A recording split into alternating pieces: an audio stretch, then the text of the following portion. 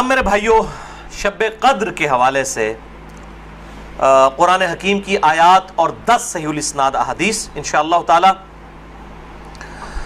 میرے بھائیوں، قرآن حکیم میں کم از کم 3 مقامات پر اس رات کا ذکر موجود ہے جس رات کے اندر اللہ تعالیٰ نے قرآن پاک کو نازل فرمایا۔ وہی رات جو ہے وہ شب قدر بھی ہے، قدر والی رات، لیلۃ القدر۔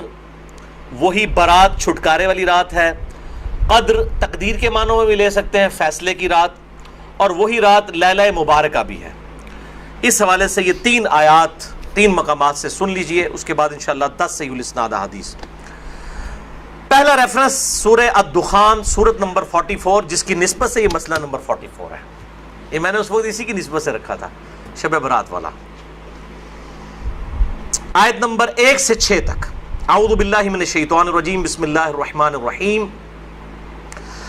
حامیم والکتاب المبین انا انزلناہ فی لیلۃ مبارکۃ انا کنا منذرین فیہا یفرق کل امر حکیم امرا من عندنا انا کنا مرسلین رحمتا من ربک انہ هو السمیع العلیم۔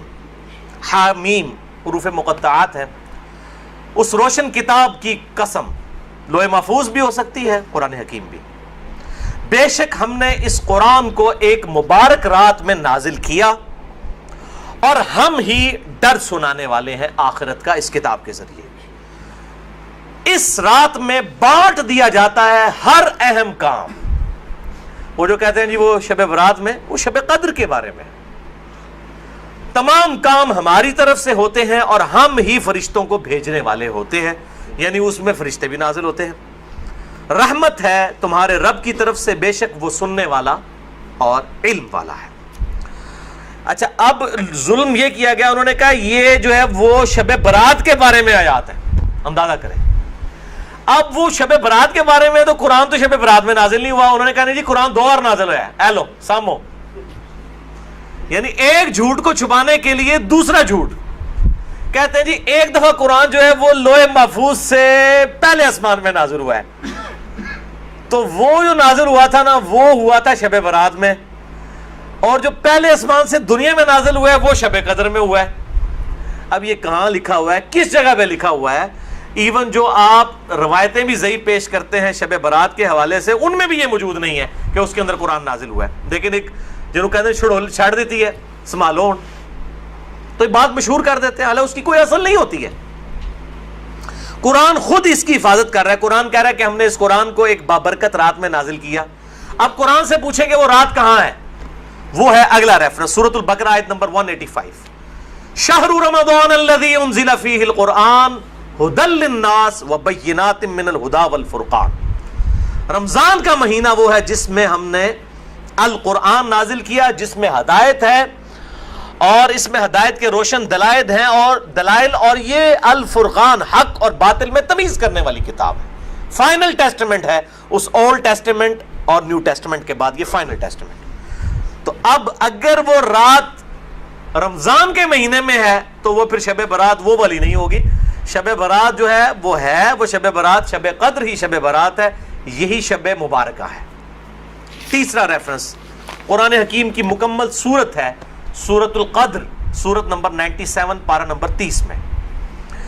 انا انزلناہ فی لیلۃ القدر، بے شک ہم نے اس قرآن کو تقدیر کے فیصلوں والی رات میں نازل کیا۔ وما ادراک ما لیلۃ القدر، اور تمہیں کیا ادراک ہے، تمہیں کیا پتا کہ یہ لیلۃ القدر کیسی رات ہے۔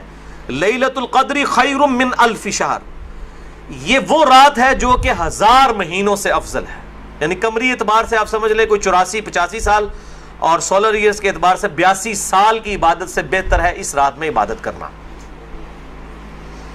تنزل الملائکۃ والروح فیہا باذن ربہم من کل امر، اس میں فرشتے نازل ہوتے ہیں اپنے رب کی جانب سے تمام اہم کام لے کر۔ وہی فیہا یفرق کل امر حکیم۔ دیکھیں قرآن کے پیچھے قرآن کی آیات، قرآن کی سب سے بیسٹ تفسیر وہ ہے جو قرآن سے کی جائے۔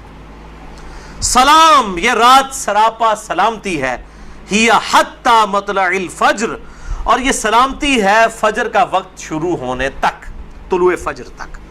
ویسے تو بخاری و مسلم کی میں نے حدیث بیان کی کہ پورا سال ہی آخری تہائی رات میں اللہ تعالیٰ کی طرف سے ندا آتی ہے، لیکن اس کی خصوصیت یہ ہے کہ مغرب کا وقت شروع ہونے سے لے کر طلوع فجر تک یہ پوری کی پوری رات اللہ تعالیٰ کی طرف سے ایک خاص رات ہے جس میں فرشتے نازل ہوتے ہیں، اہم کام بانٹے جاتے ہیں، تقدیر کے فیصلوں کی رات ہے۔ تو یہی شب قدر ہے، یہی شب برات ہے، یہی لیلہ مبارکہ ہے، یہ سارے کے سارے نام اسی پہ فٹ بیٹھتے ہیں۔ اب آخر میں 10 صحیح الاسناد احادیث اور 10 کی 10 جو ہیں وہ میں مشکات سے ان کے نمبرز بھی بتا دوں گا، اور بخاری اور مسلم پرائمری بکس کے نمبر نہیں بتاؤں گا، مشکات کے نمبر بتاؤں گا جو انسائکلوپیڈیا آف حدیث ہے۔ پہلی حدیث صحیح بخاری صحیح مسلم دونوں میں ہے، مشکات میں ہے 1958۔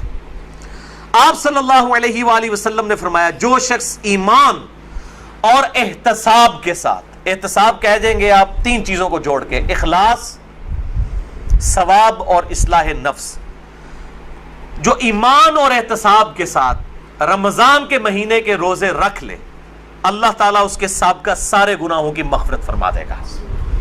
اور جو ایمان اور احتساب کے ساتھ رمضان کی راتوں کا قیام کر لے، یعنی تراویح قیام اللیل کر لے، اس کے بھی سابقہ سارے گناہ معاف ہو جائیں گے۔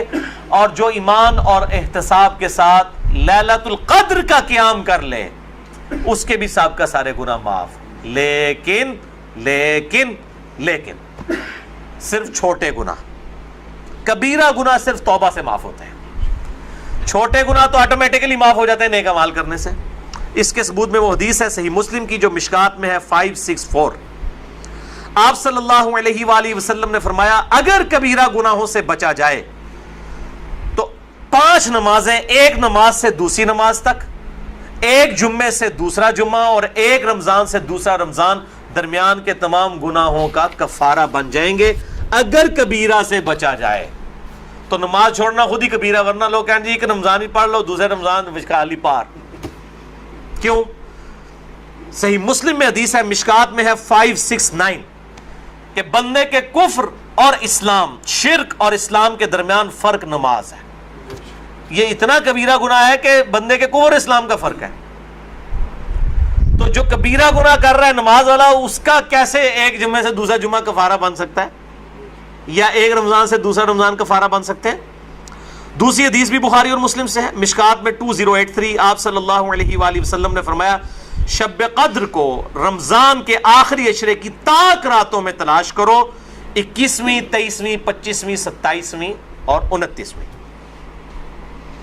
تیسری حدیث بھی بخاری اور مسلم سے ہے اور مشکات میں اس کا نمبر ہے 2086۔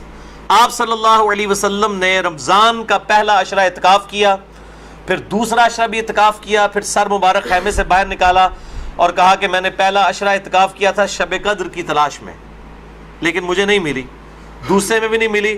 پھر ایک فرشتے نے آ کے مجھے خبر دی کہ اس کو آپ آخری عشرے میں تلاش کریں، اگر تم میں سے کوئی اعتکاف میرے ساتھ کرنا چاہتا ہے تو کر لے۔ اور پھر آپ صلی اللہ علیہ وآلہ وسلم نے فرمایا مجھے خواب میں وہ رات دکھا دی گئی، اور اس میں مجھے رات میں وہ خواب میں دکھائی گئی لیکن پھر مجھے بھلا دی گئی۔ سنقرئک فلا تنسى الا ما شاء اللہ، اے نبی ہم تمہیں پڑھائیں گے، تم کبھی نہیں بھولو گے مگر جب اللہ چاہے گا۔ بھلا دی گئی، اور اس کیوں بھلائی گئی وہ آگے بخاری کی حدیث بھی آ جائے گی۔ پھر بھلا دی گئی۔ بہرحال مجھے ایک بات یاد ہے کہ اس رات صبح کے وقت جب میں فجر کی نماز پڑھ رہا ہوں گا تو میرے ماتھے پر کیچڑ کا نشان ہوگا، یہ آپ کو خواب میں دکھایا گیا۔ اور اسی حدیث میں الفاظ ہیں کہ 21ویں رات جب آئی، یعنی 20ویں اور 21ویں روزے کی درمیانی رات، اس میں جب آپ نے 21ویں روزے کی جب فجر پڑھی تو اس رات کافی بارش ہوئی، مسجد نبوی کی چھت ٹپکنے لگی، اور ظاہر ہے کہ قالین وغیرہ تو نہیں ہوتے تھے، مٹی پہ ہی نماز پڑھی جاتی تھی، یہی افضل ہے۔ لہٰذا اہل تشیع کا پارشلی مقدمہ اس حوالے سے مضبوط ہے کہ مٹی پہ ہی سجدہ ہونا چاہیے۔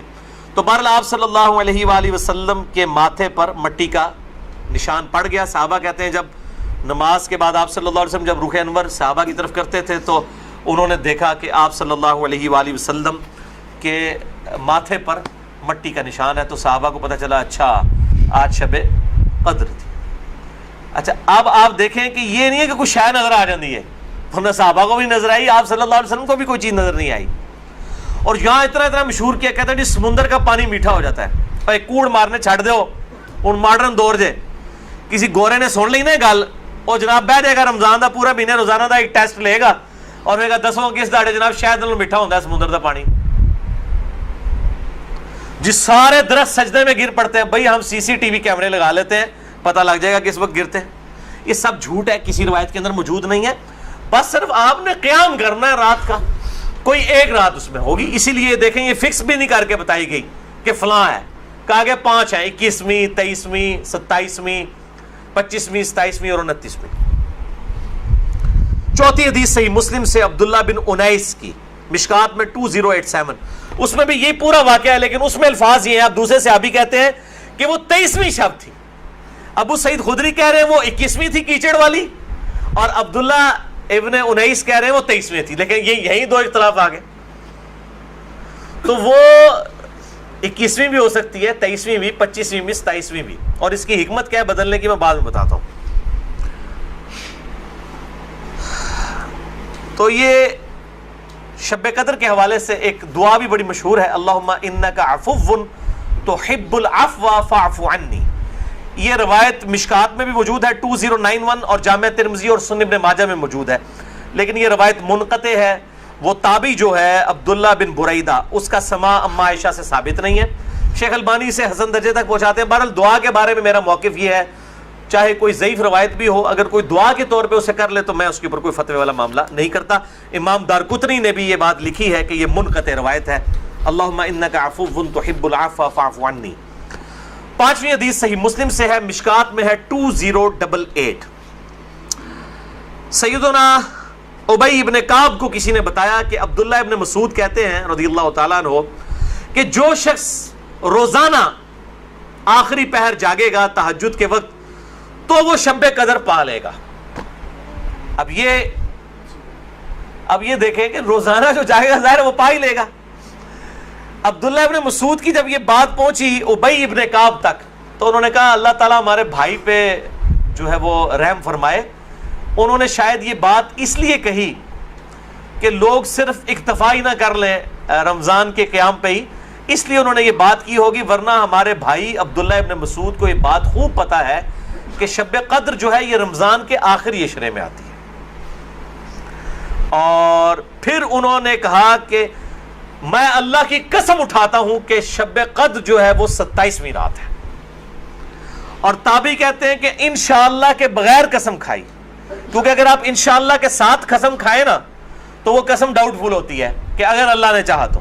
انشاءاللہ کے بغیر قسم کھائی جاتی ہے تو کنفرم ہوتا ہے کہ وہ بات ڈیفینیٹ کر رہا ہے، کرنے والا واقعی قسم کھا رہا ہے. تو پھر پوچھا کہ آپ کو کیسے پتا ہے کہ 27ویں ہے؟ انہوں نے کہا اس لیے کہ آپ صلی اللہ علیہ وآلہ وسلم نے ہمیں نشانی بتائی ہے کہ اس رات جب سورج صبح کے وقت طلوع ہوتا ہے تو بغیر شعاؤں کے ہوتا ہے، یعنی بالکل ٹکیاں نکلتی ہے. اور ویسے تو عموماً ویسے بھی ٹکیاں نکلتی ہے، لیکن وہ شاید زیادہ دیر تک کے لیے ٹکیاں رہتی ہے. اب حالانکہ باقی روایتوں کے اندر 21ویں 23ویں بھی آیا ہے، اور یہ قسم اٹھا کے 27ویں، تو اس سے مراد پھر تطبیق یہ ہوگی کہ جو انہوں نے پائی ہے وہ اس سال 27ویں کو آئی ہوگی، ورنہ تو یہ بدلتی رہتی ہے. 6ٹھی حدیث صحیح بخاری سے ہے، مشکات میں 2095 کہ آپ صلی اللہ علیہ وآلہ وسلم شب قدر کا دن بتانے کے لیے کہ آپ کون سی رات کو یہ آئے گی باہر تشریف لائے تو 2 مسلمان آپس میں جھگڑ رہے تھے. یہ جھگڑنے کی نحوست دیکھیں. آپ صلی اللہ علیہ وسلم بھول گئے اور آپ نے فرمایا کہ مجھے اللہ نے بتائی تھی وہ رات لیکن پھر مجھے بھلا دی گئی، سنقرئک فلا تنسى الا ما شاء اللہ. اور پھر آپ نے فرمایا کہ اس وجہ سے بھلائی گئی کہ یہ 2 مسلمان آپس میں جھگڑ رہے تھے، اور پھر کہا ہو سکتا ہے کہ اللہ کی اسی میں بہتری ہو، یہ بھی ساتھ کہہ دیا، ورنہ انہوں 2 مسلمانوں نے لوگ قیامت تک کوستے رہتے. بھائی اللہ نے بتانا ہوتا تو بعد میں بتا سکتے، اللہ کے لیے تو کوئی مسئلہ نہیں تھا، اسی میں بہتری ہو، اور یہ واقعی بہتری ہے. اور پھر فرمایا اب تم اسے 21ویں 23ویں اور 25ویں میں تلاش کرو. اب یہاں 27ویں 29ویں کا ذکر کوئی نہیں ہے، وہ الگ سے حدیث میں. تو حکمت یہ ہے بیسیکلی اس کو ڈیفرنٹ کرنے میں تاکہ لوگ یہ پورا عشرہ جو ہے وہ اہتمام کریں. دوسرا لوگ کہتے ہیں جی جس رات میں قرآن نازل ہوا تھا وہ ہوگی تو کوئی ایک ہی رات نا، یا 21ویں ہوگی. یہ تو نہیں ہے کہ 14 اگست اس دفعہ جو ہے 14 اگست کو آئے تو اگلی دفعہ 14 اگست جو ہے وہ 21 اگست کو آ جائے. اس طرح تو نہیں ہوگا. 14 اگست تو 14 اگست کو ہی آئے گا. تو یہ کیا وجہ ہے کہ قرآن جس رات میں نازل ہونا شروع ہوا وہ تو یا 21ویں تھی یا 23ویں تھی یا 25ویں یا 27ویں یا 29ویں, تو اگلے سال بھی وہی ہونی چاہیے. تو یہ دنیاوی اعتبار سے تو یہ بات بالکل ٹھیک ہے. لیکن جب اللہ تعالیٰ نے اس کی سیلیبریشن اس طرح کر دی ہے کہ اس سال میں اس کی سیلیبریشن کروں گا 21ویں کو, اگلے سال 23ویں کو, اس سے اگلے سال 27ویں کو, اس سے اگلے سال پھر شاید 21ویں کو ہو جائے, پھر کبھی 29ویں کو, تاکہ یہ روٹیٹ کرتی رہے, مسلمانوں کا شوق برقرار رہے. اس میں نظر کچھ نہیں آنا ہوتا, بس قیام کرنا ہوتا ہے. اللہ تعالیٰ 82 سال کی عبادت کا ثواب لکھ دے گا.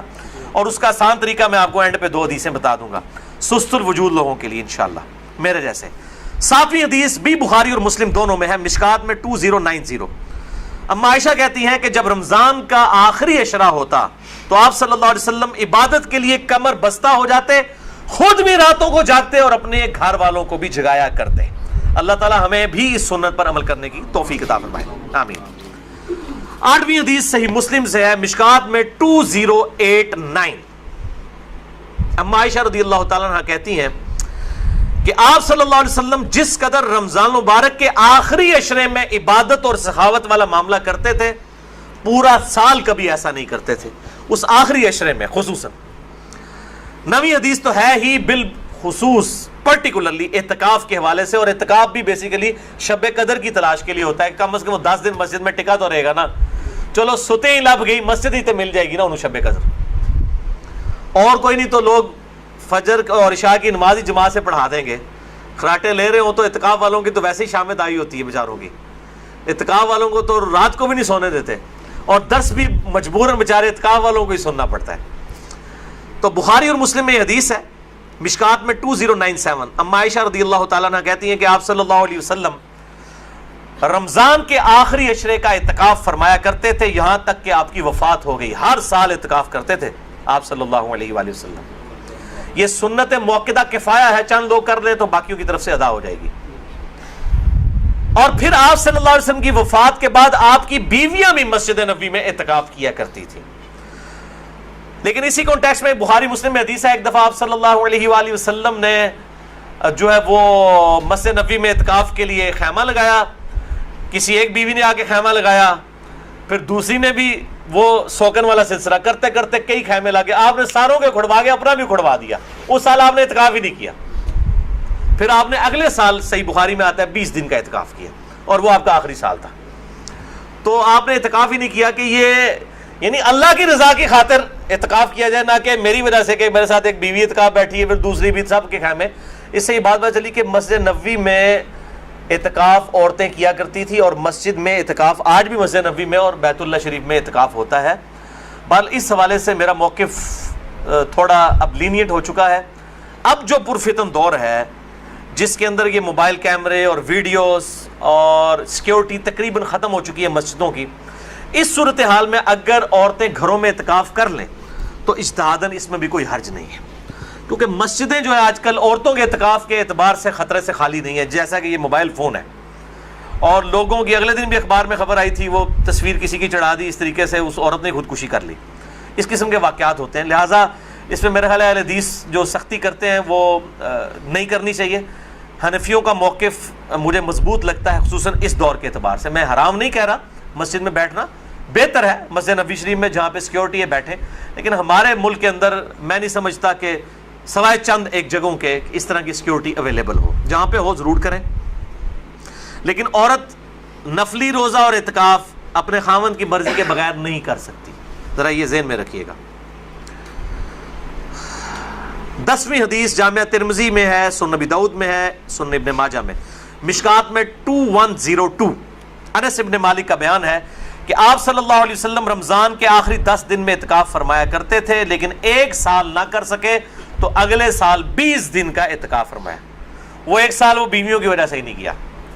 اور صحیح بخاری میں 2099 نمبر حدیث ہے کہ جس سال آپ کی وفات ہوئی یہ 20 دن والا اعتکاف آپ صلی اللہ علیہ وآلہ وسلم نے اس سال کیا تھا جس سال آپ کی وفات ہوئی. اور اس بخاری کی حدیث میں الفاظ ہیں کہ اس سال پھر جبرائیل علیہ السلام کے ساتھ 2 دفعہ دورہ قرآن کیا. اور بخاری مسلم میں آتا ہے نا, جو سیدہ فاطمہ کے کان میں ایک بات کہی تھی کہ اس سال میرے ساتھ 2 دفعہ دورہ کیا جبریل نے، مجھے لگتا ہے کہ میری موت کا وقت قریب آ چکا ہے، تو وہ رو پڑی، اور پھر ایک اور بات کہی کہ تم جنتی عورتوں کی سردار ہو، تو وہ مسکرا پڑی۔ تو آپ صلی اللہ علیہ وآلہ وسلم کے ساتھ اس آخری اعتکاف میں 2 دفعہ دورہ قرآن حضرت جبرائیل نے کیا الحمدللہ۔ یہ تلک عشرۃ کاملہ 10 پوری ہوئیں۔ اب آخری 2 حدیثیں شارٹ کٹ گفٹ کے طور پر شب قدر کا آسان قیام پانے کے لیے۔ پہلی حدیث صحیح مسلم سے ہے 1491 اور مشکات میں بھی ہے 630۔ سیدنا عثمان ابن عفان رضی اللہ تعالیٰ عنہ علیہ السلام کہتے ہیں کہ نبی صلی اللہ علیہ وآلہ وسلم نے فرمایا، جس شخص نے عشاء کی نماز جماعت سے پڑھ لی گویا اس نے آدھی رات کا قیام کیا، اور پھر جس نے فجر کی نماز بھی جماعت سے پڑھ لی گویا اس نے پوری رات کا قیام کیا۔ اللہ اکبر کبیرہ والحمدللہ کثیرہ وسبحان اللہ بکرۃ واصیلہ۔ اور یار ایتے کر سکتے ہیں نا کہ رمضان کے آخری عشرے میں پورے عشرہ کر لو تو جفت تاک دا بھی رولا بن جاتا ہے تے چاند دی وجہ نال۔ پورا رمضان ہی اہتمام کریں، پورا سال ہی اہتمام کریں، فجر اور عشاء جماعت کے ساتھ، اور کوئی رکعت فوت نہ ہو۔ اگر ایک رکعت بھی فوت ہوگی تو وہ پاکستانی انڈیا بنگلہ دیش والی جماعت ہے، اللہ کے حضور وہ جماعت نہیں لکھی جاتی۔ جماعت اسی صورت میں ہے کہ آپ کی 4 کی 4 رکعتیں امام کے ساتھ ہو، سلام امام کے ساتھ آپ پھیریں گے، تو یعنی امام کے رکوع میں جانے سے پہلے پہلے آپ قیام کی حالت میں اس کے ساتھ مل جائیں سورہ فاتحہ پڑھ کے، تو آپ کو وہ 4 رکعتیں ملیں گی، اور فجر کی 2 رکعتیں اس صورت میں۔ تو عشاء کی نماز آدھا قیام اور فجر کی بھی، اور رمضان میں تو ویسے ہی اٹھنا ہوتا ہے، بڑا آسان ہے الحمدللہ۔ دوسری حدیث جامعہ ترمذی میں ہے 806، سنن ابن ماجہ میں 1327، ترمذی میں 806۔ یہ واحد حدیث ہے آج کے پورے لیکچر میں جو مشکات میں موجود نہیں ہے، میں نے ترمذی اور ابن ماجہ کا نمبر بتا دیا۔ ابو ذر غفاری رضی اللہ تعالیٰ عنہ کہتے ہیں کہ نبی صلی اللہ علیہ وسلم نے فرمایا، جو شخص امام کے ساتھ قیام اللیل کر لے رمضان میں یہاں تک کہ امام سلام پھیر کر فارغ ہو جائے، یعنی تراویح پڑھانے کے بعد، تو اسے پوری رات کے قیام کا ثواب ملے گا۔ اگر کوئی اکیلا تراویح پڑھتا ہے اس کے لیے فضیلت نہیں ہے، یہ جو امام کے ساتھ تراویح پڑھ لینا عشاء کے ساتھ ہی، اس کو پوری رات کے قیام کا ثواب مل جائے گا۔ اچھا، یہ جماعت کی جہاں پہ باتیں ہو رہی ہیں یہاں پہ عورتوں کو استثناء حاصل ہے، عورتوں کے لیے واجب نہیں ہے کہ مسجد میں جائیں، چلی جائیں، اگر کر سکتی ہیں تمام ضرور کریں، ان کو گھر میں بھی اللہ تعالیٰ انشاءاللہ تعالیٰ اس حوالے سے ثواب عطا فرما دے گا۔ خصوصاً عورتیں پوچھ رہتی ہیں جی ہم کہاں سے یہ جماعت، ہم یہ آسان طریقہ، تو عورتوں کے لیے پھر اس حوالے سے آسانی ہوگی انشاءاللہ تعالیٰ۔ تو قیام اللیل اور تراویح کے حوالے سے مسئلہ نمبر میرا 20 ہے، وطر کے حوالے سے مسئلہ نمبر 130 ہے، اور آج انشاءاللہ یہ نیو 44 شب قدر شب برات کے حوالے سے ریکارڈڈ ہو گیا اللہ کے فضل سے۔ رمضان کا آلریڈی 53 ہے، لیکن میں انشاءاللہ اگلے 2 ہفتوں میں اسے 2 نشستوں میں ریوائز کر کے ریکارڈ کروا رہا ہوں انشاءاللہ ڈیٹیل کے ساتھ، 53A اور 53B مسئلہ کے عنوان سے انشاءاللہ تعالی۔ اور ان طاق راتوں میں صلاۃ التسبیح کا بھی اہتمام کریں۔ ڈیٹیل کے لیے مسئلہ نمبر ہے 91 میرا صلاۃ التسبیح کے اوپر، اب وہ آپ ضرور دیکھیں، کیونکہ صلاۃ التسبیح بہت بڑی عبادت ہے، تو قیام کرنا ہی ہے۔ اعتکاف والے لوگ ویسے ہی گپے مارتے رہیں اور جناب وہ فیس بک پہ بیٹھے رہیں، اس سے بہتر ہے کہ کم از کم ہر طاق رات میں صلاۃ التسبیح کا اہتمام کریں، جماعت کے ساتھ نہیں، انڈیویجول لیول کے اوپر۔ نفلی نماز جو ہے وہ جماعت کے ساتھ، اگر بغیر دعوت کے کبھی کبھار ہو جائے وہ الگ بات ہے، وہ ثابت ہے، بخاری مسلم سے ثابت ہے، لیکن یہ جس طریقے سے اشتہار بازی کی ہوتی ہے کہ فلاں مسجد میں صلاۃ التسبیح کی جماعت اتنے بجے ادا کی جائے گی، یہ چیز ٹھیک نہیں ہے۔ اگر بغیر اعلانیہ ہو، اعتکاف والے بیٹھے ہیں، اچانک ایک بندہ آگے ہوتا ہے، پیچھے لوگ نیت کر لیتے ہیں، اس کا جواز بخاری مسلم سے موجود ہے۔ میں نے اس کے اوپر جو ہے وہ اپنی جو کوسچن آنسر سیشن تھے، مسئلہ نمبر 110 ABCDEFGH، اس کے اندر میں نے یہ بیان بھی کیا ہے الحمدللہ۔ اللہ تعالیٰ سے دعا ہے جو حق بات میں نے کہی اللہ تعالیٰ ہمارے دلوں میں راسخ فرمائے، اگر جذبات میں میرے منہ سے کوئی غلط بات نکل گئی تو اللہ تعالیٰ ہمارے دلوں سے معاف کر دے، ہمیں کتاب و سنت کی تعلیمات پر عمل کر کے دوسرے بھائیوں تک پہنچانے کی توفیق عطا فرمائے۔ سبحانک اللہم و بحمدک، اشہد ان لا الہ الا انت، استغفرک و اتوب الیک، وما علینا الا البلاغ المبین۔